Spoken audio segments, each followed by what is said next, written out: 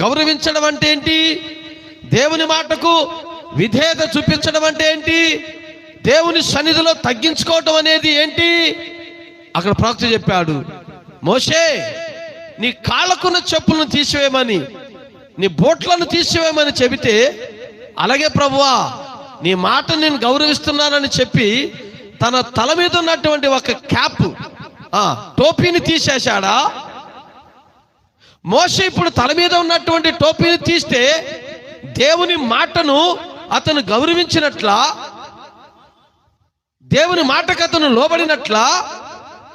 హల్లెలూయా. లేదు. దేవుడు ఏది చెబితే అది చేసిన వాడే దేవునికి గౌరవాన్ని ఇచ్చువాడు అయ్యున్నాడు.